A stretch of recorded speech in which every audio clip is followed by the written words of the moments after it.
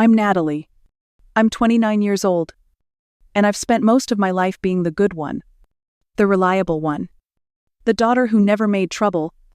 Who always showed up. Who never asked for too much.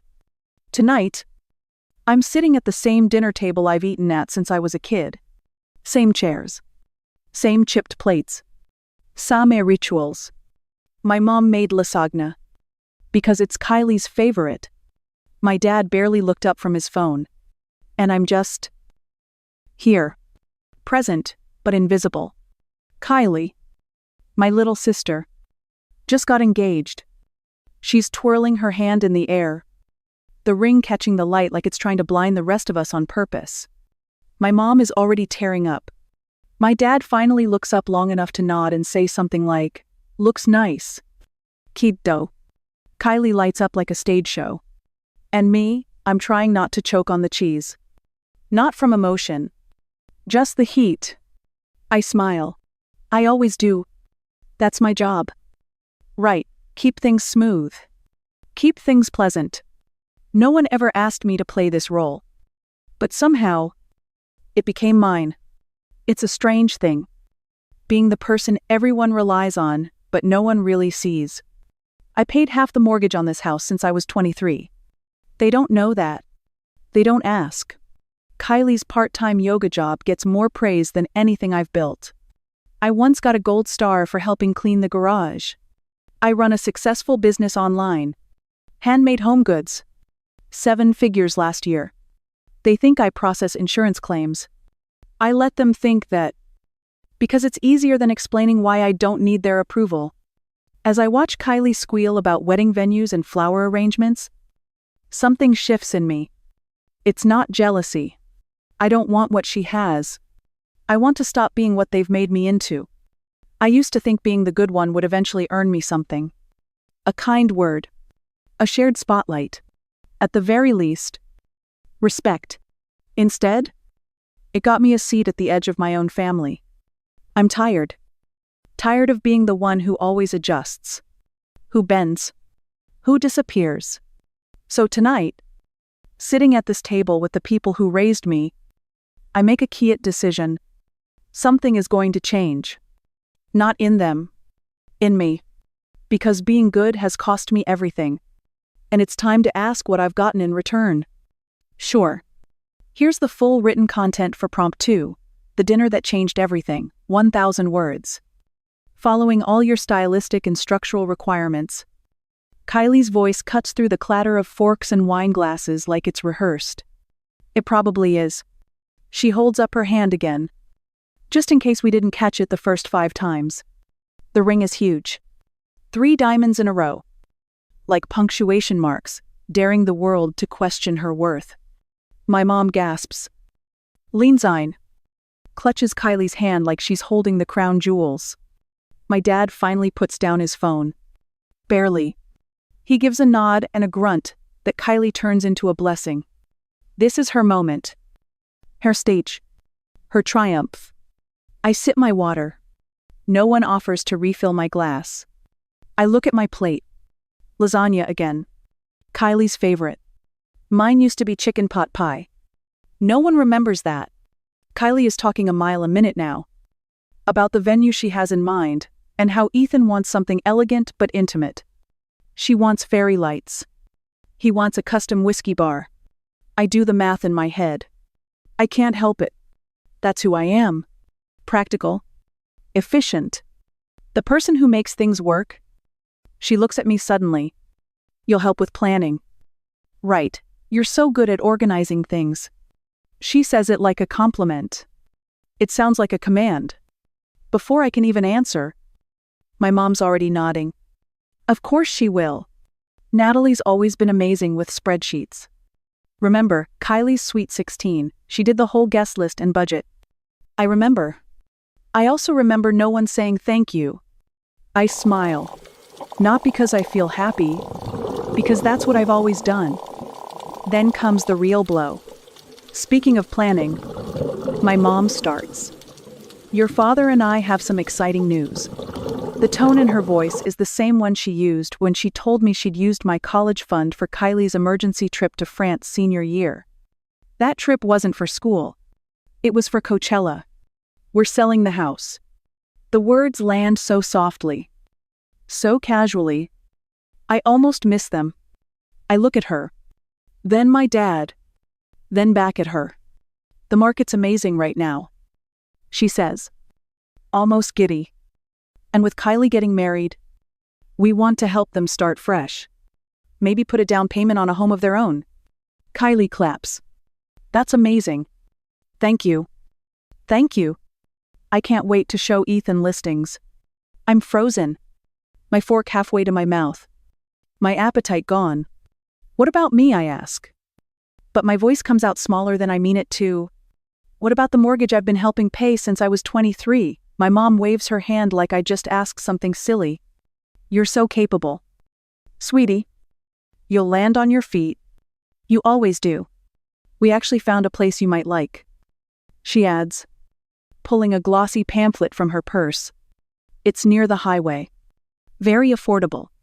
I stare at it. The building on the cover looks like it barely survived a fire. There's a cartoon sun in the top corner, promising luxury living at a discount. It might as well say congratulations. Peasant. Aren't those the ones with the roach problem, I ask? Even though I already know. They've been renovated. My mom says quickly. Besides, Kylie jumps in. You don't need anything fancy. You're practical. That's your thing. Right. That's my thing. The stable one. The helper. The one you don't invite on vacation but do expect to co-sign loans. I place the pamphlet on the table. My fingers leave a smudge on the fake laminate gloss. We've already spoken to a realtor. My dad says. She thinks we can list next week. Might be off the market within the month. A month? You're giving me a month to leave? Don't be dramatic. Natalie. Kylie says. It's not like you have a bunch of stuff anyway. Your room's mostly storage. Because I sold most of what I own to help pay off your hospital bill. I want to say, the one from Cabo. The one from the vacation I wasn't invited on. You got appendicitis on the beach and I drained my savings so you wouldn't be stuck in a foreign ER. But I don't say it. I sit there and smile. And nod. And fold the pamphlet like it's a napkin I'll throw away later. I feel something crack inside. Not break. Crack. The kind of fracture that comes from too much weight over too many years. A hairline split across a damn wall. They laugh and keep talking. Already discussing Kylie's bridal shower. How many people do we rent a tent? Maybe champagne towers. Ethan deserves something grand. My mom says. He's a man with ambition. I chew the inside of my cheek, so hard it tastes like iron. My sister's fiancé is a man with a LinkedIn page longer than his actual resume. But they don't care. He's confident. Loud. Shiny. I clean the dishes after dinner. No one asks me to. No one offers to help. Kylie takes a call. My mom scrolls Pinterest for centerpiece ideas. My dad disappears into the living room to watch a game. I'm at the sink. Water running hot. Thinking about how easy it is to erase someone who never demanded to be seen. I dry my hands and head to my room. I close the door and sit on the edge of my bed.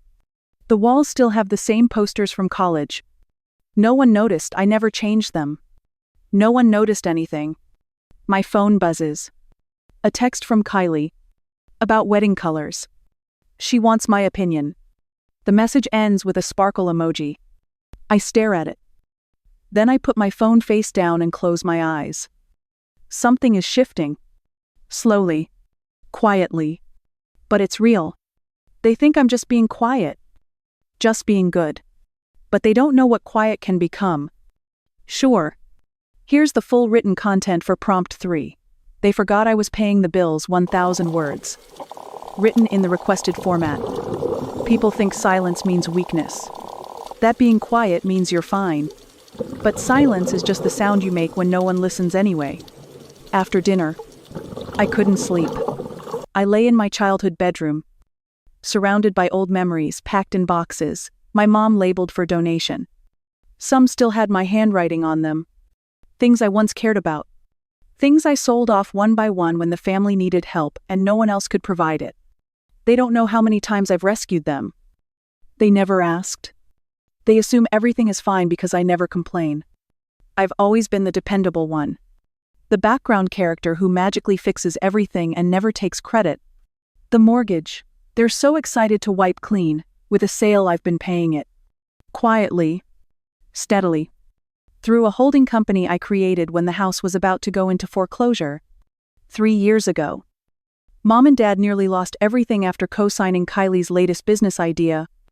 Some kind of organic dog treat startup. She made it sound revolutionary. It tanked in 6 months. They were drowning in debt. They didn't tell me until the bank had already sent the warning notice. I wired the money that same week. Liquidated stocks. Pulled from savings. Redirected revenue from my online store. They never saw the paperwork. I used the LLC I had built for Artisan Nest. My e-commerce business.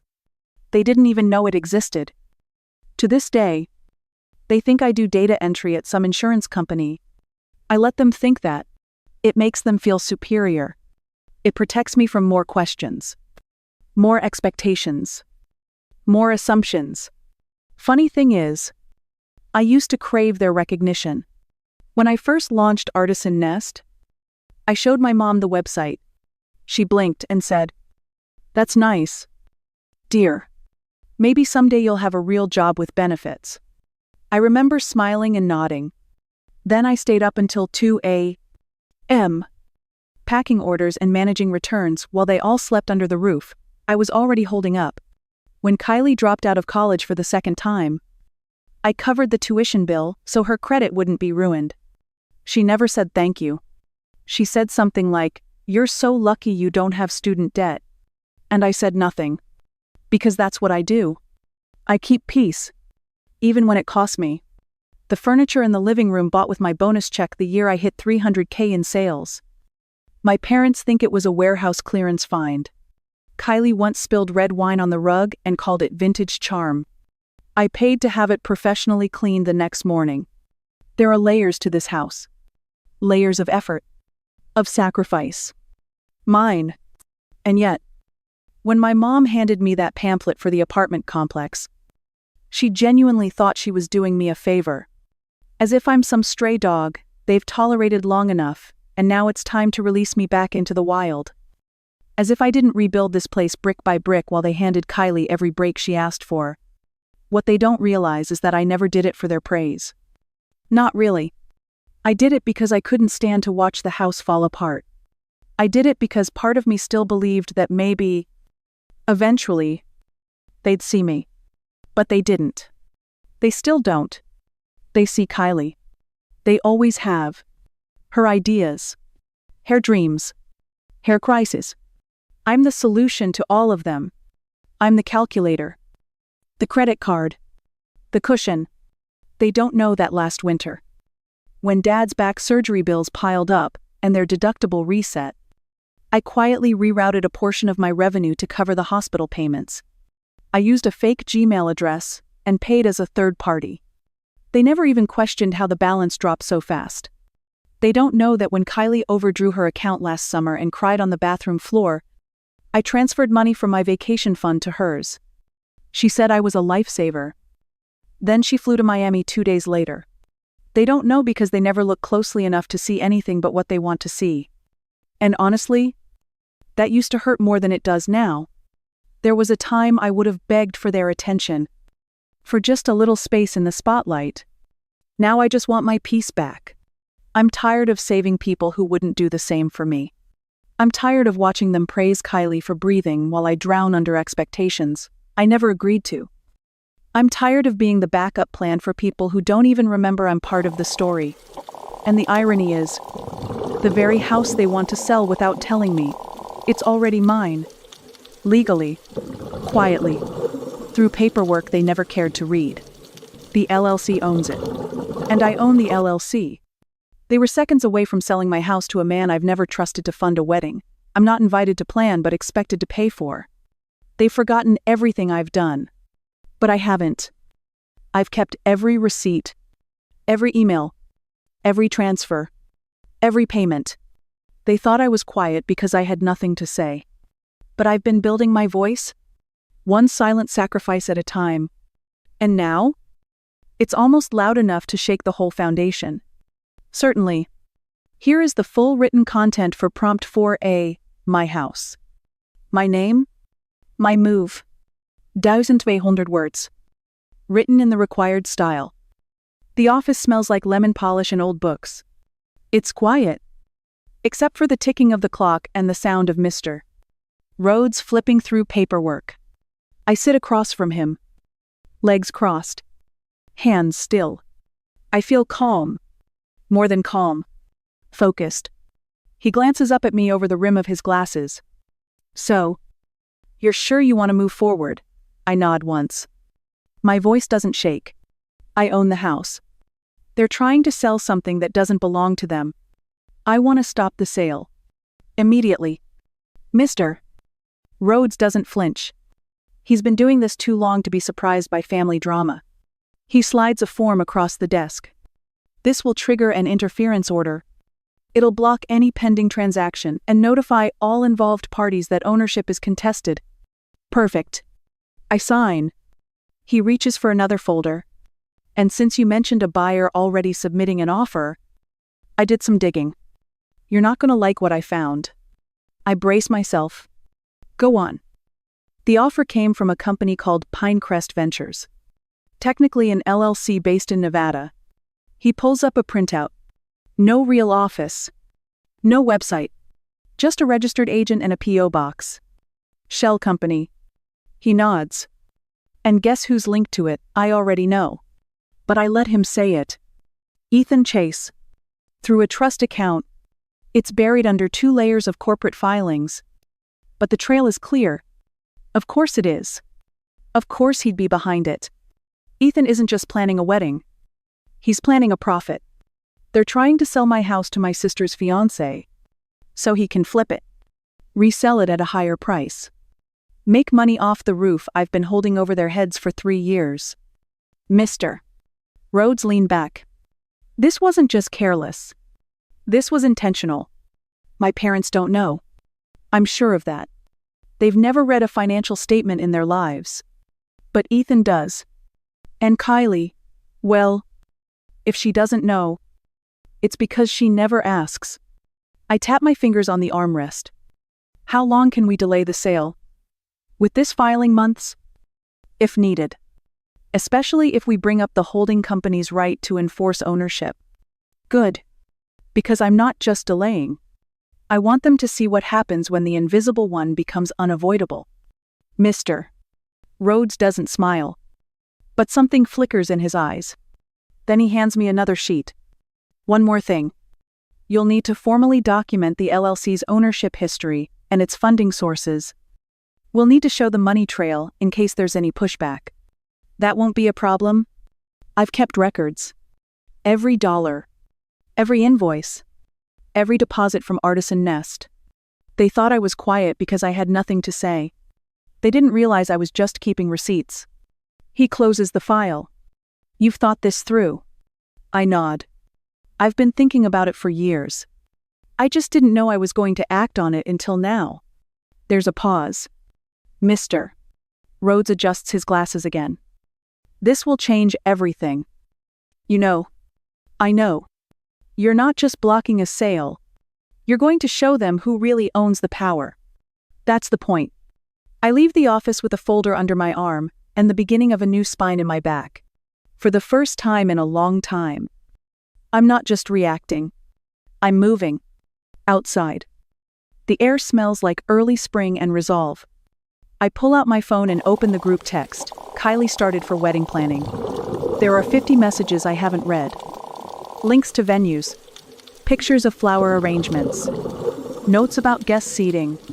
I type a single message. Hey, need to talk to Mom and Dad. Something urgent about the house.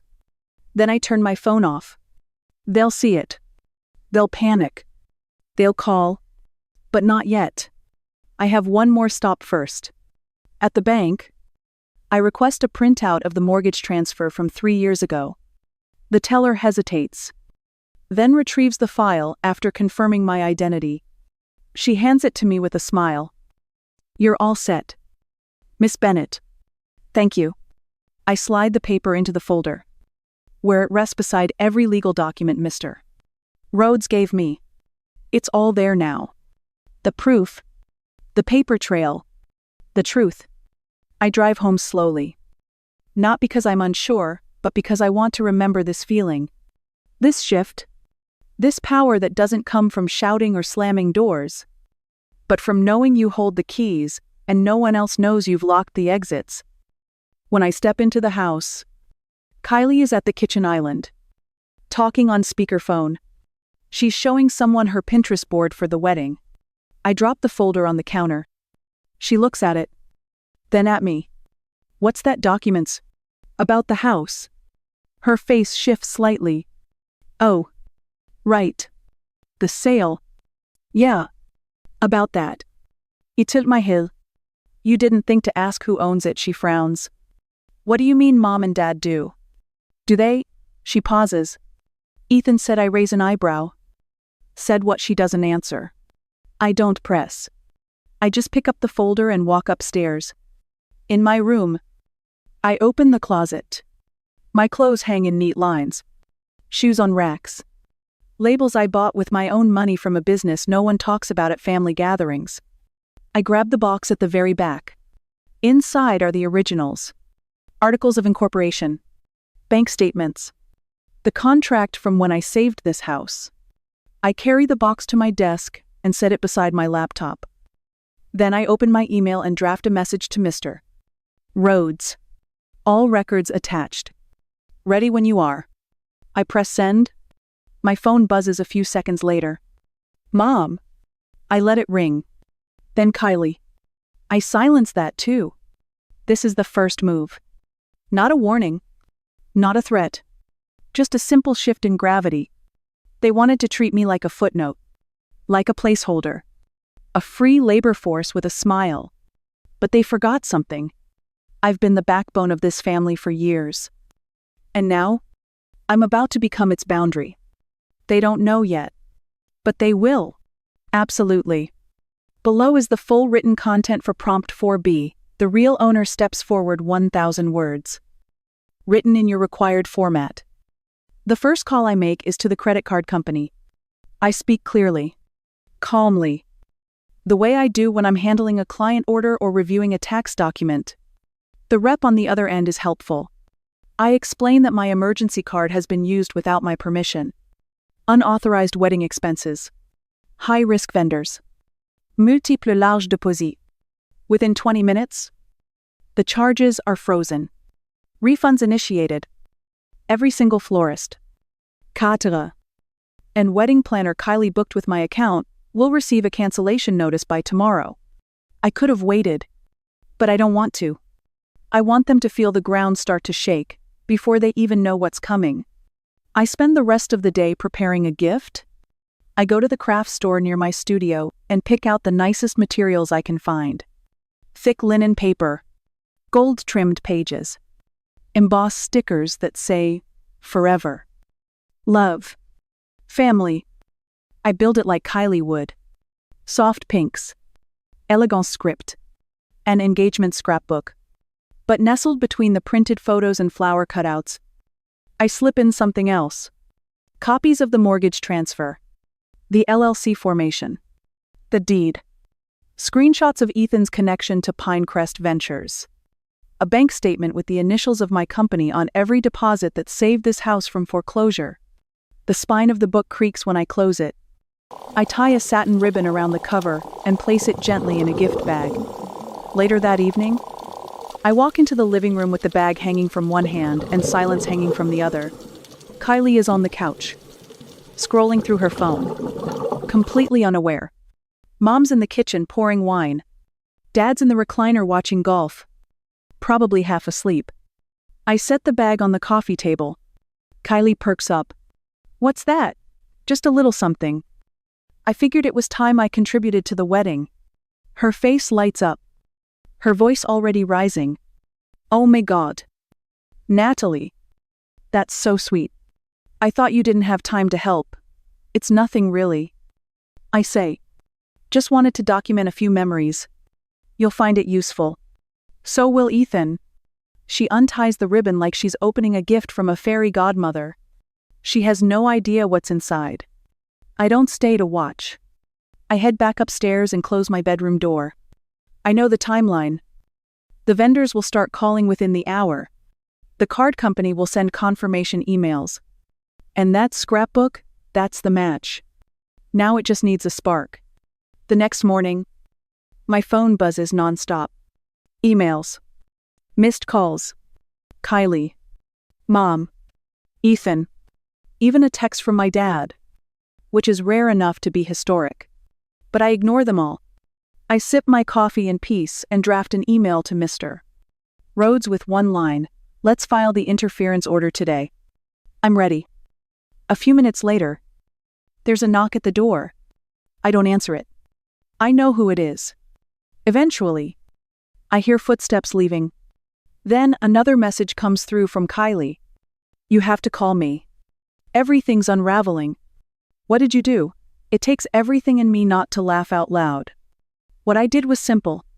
I pulled the thread they kept tugging on for years. The one they thought was too tightly woven to come loose. I told the truth. That night, Ethan shows up. He doesn't knock. He storms in like he belongs here. Like this is still his show, and we're all his audience. His face is flushed. His eyes are hard. He walks straight up to me in the hallway, holding the scrapbook in one hand and his phone in the other. "What the hell is this? Keep your voice down." Kylie's already upset. He lowers his voice. But it turns sharp. "Is this some kind of joke?" "No." I take the scrapbook from his hand and flip it open to page 12. That's the deed. That's the company that owns the property. That's me. He stares at the page like he doesn't understand what he's seeing. "You don't own this place. Your parents do." "No. They don't. Not for the last 3 years. I bought it when they were about to lose it. With my money." Quietly, he steps back. "This can't be real." "It is. And Pinecrest Ventures, I know it's yours. I know what you tried to do." He swears under his breath. Kylie doesn't know. Does she know about the bankruptcies, the pyramid schemes, the SEC investigation? He glares. "That's none of your business." "Actually, it is. You tried to buy my house with a fake company and flip it. You used my family's trust against them. That makes it very much my business." He starts pacing. "This isn't over." "Oh. It is. You just didn't see it coming because you never thought the quiet one was paying attention." He storms toward the front door. And right before he leaves, I say one last thing. "Check the scrapbook again. Page 15 has the investigator's report. You might want to read it before your next scheme." He slams the door. I watch through the window as he gets in his car. I know what's coming next. He'll try to spin it. Blame me. Maybe even threaten legal action. But he has no ground to stand on. I do. Upstairs, I hear Kylie yelling. Her voice is breaking. Something about betrayal and stress and money. I don't go up there. I don't offer help. For once, I let the fire burn without rushing in with a bucket. Because this time, the house isn't on fire. I lit the match. And I'm the one holding the water. Certainly. Below is the full written content for Prompt 5. Do you know who you're about to marry? 1,000 words. Written in your required format. It starts in the kitchen. Ethan shows up unannounced. Again. Like the house still belongs to my parents. Like I'm still the side character who makes coffee and keeps quiet. He doesn't say hello. He sets his phone down on the counter like it's a weapon and crosses his arms. Kylie's upset. You need to fix this. I take my time pouring tea. Fix what exactly? He leans in a little too close. Don't play dumb. The vendors. The venue. The florist. Everything's falling apart. She's losing it. I stir my tea slowly. Funny. Almost like someone planned a wedding on someone else's card without asking. Almost like someone thought the ATM would never run out. He doesn't respond to that. Just shifts his weight and lowers his voice. You think you're clever? Digging around in things that don't concern you. Actually, they concern me a lot. Especially when the house I paid for is almost sold to a fake LLC tied to a man with 3 bankruptcies and a fraud investigation. His face tightens. That's a lie. I push a folder across the counter. Check your email. I sent you the report? Investigators are thorough these days. Especially when you hide assets under a trust account. He doesn't open it. He just glares. You don't know what you're talking about. I do. And I think it's time Mom and Dad know too. He laughs. Sharp and hollow. You think they'll believe you over me? I'm the one marrying their golden child? You're the bitter sister with a grudge. Maybe. But I'm also the one who owns the house they're standing in. So when I speak, they'll have to listen. Right on cue. My mom walks in from the hallway, holding a basket of laundry. She pauses, sensing tension. Then frowns. Everything okay. Perfect timing. I glance at Ethan. Care to repeat what you just said? He doesn't. Of course he doesn't. But the look on my face says enough. She sets down the basket. Natalie. What's going on? I slide the folder toward her. You might want to read that before you keep making plans with Ethan. Page 2 has his bankruptcy history. Page 4 has details about the fake LLC he's using to try and buy the house. Page 7 is the part where he's being investigated for securities fraud. She picks it up slowly, flipping through with stiff fingers. Her lips move as she reads. Her face pales. This can't be right. It is. I look at her directly. I verified everything before filing the interference order. This wasn't a misunderstanding. This was a setup. Dad walks in next. Coffee mug in hand. What setup? Ethan takes a step back. I can explain. Please do. I say. My dad glances at Ethan. Then at me. What's going on? I own the house. I say. Legally. I bought it through an LLC 3 years ago. When you were about to lose it. I didn't say anything because I thought, maybe I'd finally done enough to matter. But now that you've tried to sell it behind my back to this man, my dad looks stunned. To Ethan, through a shell company. He planned to flip it for profit. Ethan's voice is rising now. I did no such thing. This is a witch hunt. She's just jealous. She's always been jealous. Of what I ask? My voice calm. Of your fake companies, your empty promises, your record of financial ruin. You don't know anything about me. I know enough to protect what's mine. Mom sinks onto a chair. Her hands still on the folder. Her voice is barely a whisper. Kylie doesn't know. She doesn't. And I haven't told her. Yet. Dad looks like someone knocked the air out of him. You're telling us we almost gave away our house to a scam, yes. To someone who smiled at you over dinner while moving money around behind your back. They're both silent now. Staring at Ethan. Then back at me. I stand straighter. For the first time, I don't feel invisible. I feel necessary. I feel real. Ethan turns to my dad. Reaching for sympathy. You can't seriously believe her. I've been nothing but honest with your family. Until now. I say. He looks at me like he could throw something. You're gonna regret this. No. I already regret staying silent for so long. The front door opens. Kylie walks in, talking loudly on the phone. She's laughing. Distracted. Until she sees our faces. What's going on? I meet her eyes. Maybe you should sit down. Ethan steps forward. Baby.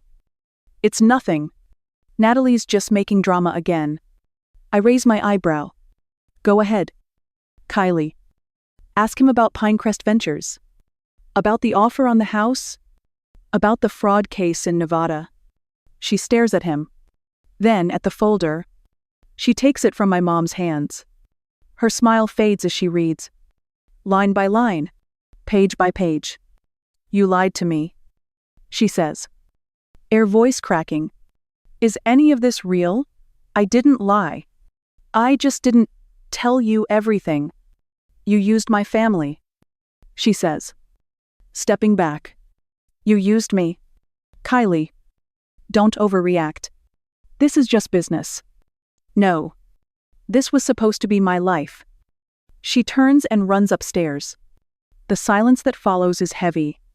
Ethan looks at me one last time. You ruined everything. No. I revealed everything. You did the rest on your own. He doesn't respond. Just grabs his keys and walks out. No slamming doors. No dramatic exit. Just a man who thought he was untouchable, finally realizing the ground beneath him belongs to someone else. I stand there in the kitchen. My parents stunned. My sister shattered. And for once, I don't feel like cleaning up the mess. I feel like walking away from it. Taller. Clearer. Whole. Of course. Here is the full written content for prompt 6. I'll take care of everything. For real this time. 800 words.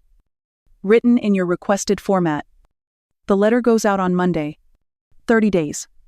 That's what the law requires. No more. No less. I made sure every word was reviewed by Mr. Rhodes. Every comma precise. Every sentence legally binding. It's professional, firm, and completely emotionless. Just like they always wanted me to be. I leave a printed copy on the kitchen counter. I know they'll find it.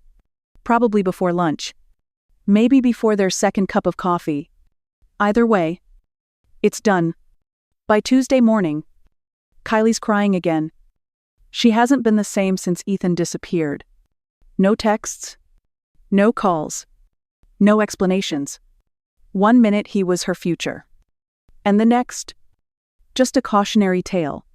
She keeps replaying their last conversation, hoping there's a version where it all turns out differently. There isn't. Mom hovers like she's trying to rewind the past with enough worried glances and long sighs. Dad barely speaks. Mostly just looks at the floor or out the window. As if silence will undo the paperwork, now sitting in his inbox. No one talks to me directly. They don't know what to say. Or maybe they do and just don't like the words they'd have to use. I go about my day. I take calls for my business. Pack a few orders. Sort out a new supplier for spring candles. I book a contractor to repaint the downstairs studio. I order a custom brass sign for the front gate. The responsible daughter's studio. It sounds small, but it's not. It's everything. For the first time, I'm building something that isn't for someone else. Not for Kylie. Not for Mom.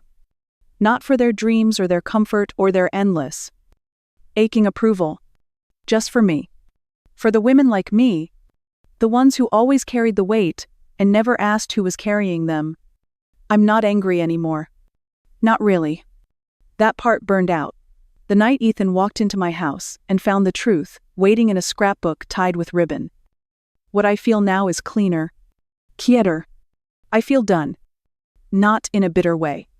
In the way you feel when you finally finished packing the last box, turned off the lights, and walked out of a place you thought you'd never leave. The house feels different too. Lighter. Like it's shedding something. Maybe it's them. Maybe it's me. Maybe it's the weight of being the one who always stayed. Kylie knocks on my door Wednesday evening. I open it. Her eyes are red. Hair makeup smooth. She doesn't say anything right away. I wait. Is this really happening? She asks, holding the notice. Yes. You're kicking us out. I'm enforcing what's mine. She looks at the floor. Her voice smaller now. We didn't know. I didn't know. I nod. That's the problem. She wipes her face. Do you hate me? No. But I'm done saving you. She stands there for a while. Maybe waiting for the part where I take it back. I don't. Eventually, she walks away. That night, I open a new notebook and sketch out the floor plan for the studio. I make notes for potential workshops. Budget a small scholarship fund for women who need space but can't afford it. I don't ask for permission. I don't need to. By Friday, the movers come. Not for me. For them. They don't speak to me when they leave.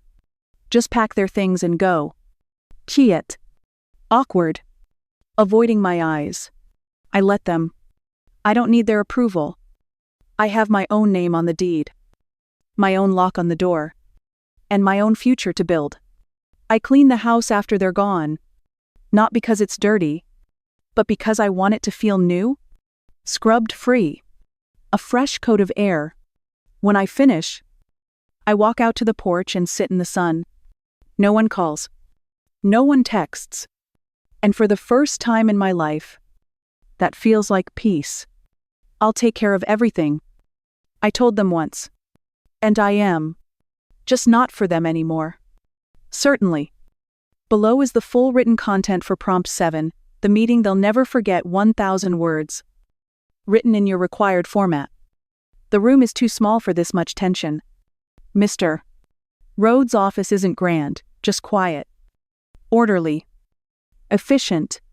Which makes the chaos bubbling beneath the surface feel even louder.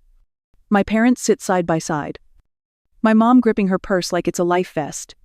Kylie is beside her. Arms crossed. Mascara smudged.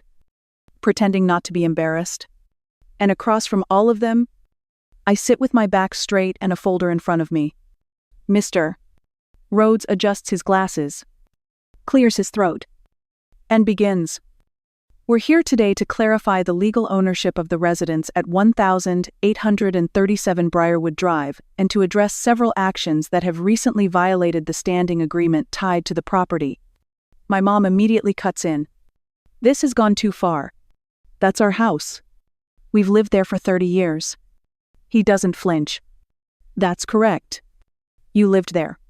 But as of 3 years ago, following a near foreclosure event, the house was purchased in full by Gleaming House LLC. He slides a paper across the table. Miss Bennett is the sole owner of that company. My dad leans forward, reading the document like it's written in another language. What foreclosure? The one you nearly caused when you co-signed Kylie's dog treat startup loan. I say quietly, the loan that defaulted after 4 months. Kylie frowns. You said it was covered. It was. By me. I paid off the loan. I bought the house. I kept all of you afloat while you were busy calling me practical and boring and dependable.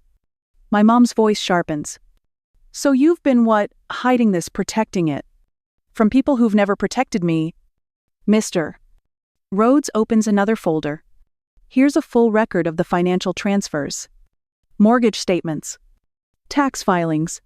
LLC formation. All legitimate. All in Natalie's name. There's silence. My parents' faces are pale now. Kylie looks stunned. But it's not enough. Not yet. That brings us to the attempted sale. Mr. Rhodes continues. The pending agreement submitted by Pinecrest Ventures.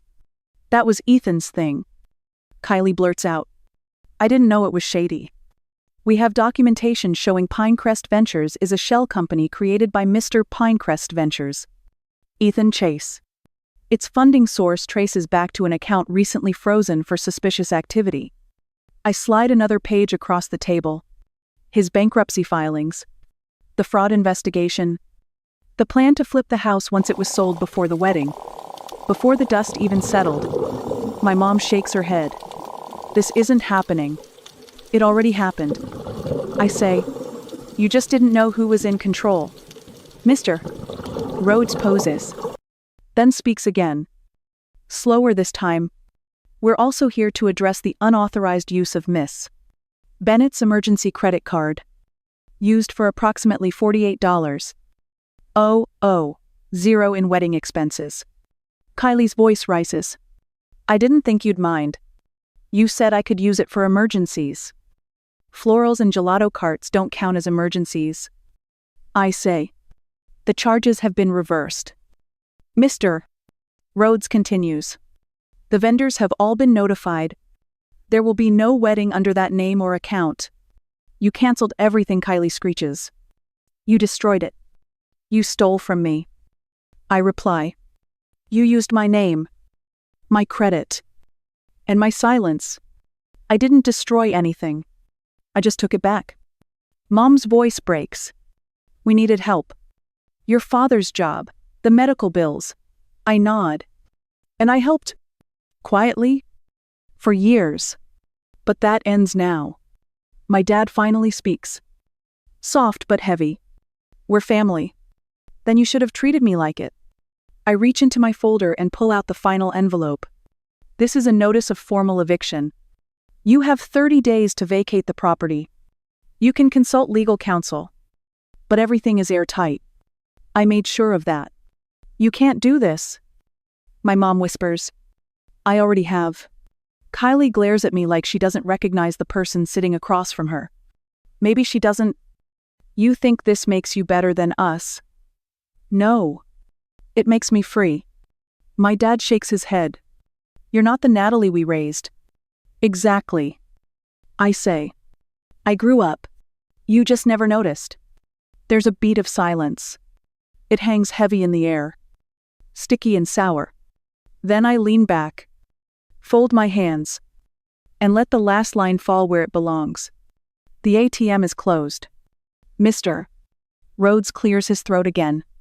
Unless there are further questions. I believe we're done here. No one moves. No one speaks. I gather my papers and rise from my seat. For years, I thought this moment would feel like revenge. It doesn't. It feels like relief. On the way out, I pause by the door. I look at all of them, my family small and shocked and speechless for once. You always said I was the responsible one. You just never asked what I was responsible for. Now you know. And I leave. Not because I'm angry. Because I don't owe them anything anymore. Of course. Below is the full written content for prompt 8, not sweet anymore. Not silent either. 500 words. Written in the required style. The front window of the studio catches the late afternoon sun just right. It pours across the newly painted walls, bouncing off jars of clean brushes and stacks of blank canvases waiting to be filled. There's music playing softly in the background. Something instrumental and slow. It smells like citrus and fresh start. The sign on the front reads, The Responsible Daughter's Studio. I spent a long time deciding whether to make it sound more polished, more neutral. But in the end, I didn't want to hide the truth anymore. This place is for women like me. The ones who gave everything. Who were expected to carry without ever asking to be held. I'm not sweet anymore. Not in the way they liked. I'm still kind. Still steady. But I'm no longer quiet when it costs me my peace. We open next week. A small group at first. Art therapy. Journaling. Business basics. Boundary setting. No one here has to apologize for taking up space. I'm hanging the last piece of wall art when I hear footsteps on the porch. I don't have to turn around to know it's her. My mom steps inside. Looking smaller somehow. She doesn't speak right away. Just stands there. Taking in the space like she's stepped into someone else's home. Maybe she has. She finally says what she came to say. I was wrong. I nod. She keeps going. I didn't see you. Not really. And I let Kylie take so much from you. I took from you too. I thought you'd always be there. No matter what. I set the hammer down and wipe my hands. I'm not angry anymore. I say. I don't hate you. But I also don't need to fix this. Her voice trembles. Can we start over? I look at her. Not unkindly. But clearly. I'm not starting over. I'm starting forward. She blinks. Then nods. Slow and quiet. Before walking back to the door, she doesn't cry. Doesn't beg. Just leaves. And for once, that's enough. I turn back to the wall and step into the light streaming through the window. It glows against the new paint. Soft leoner. Like calm rebuilt from chaos. They thought I was the steady wall they could lean on forever. The one who never cracked.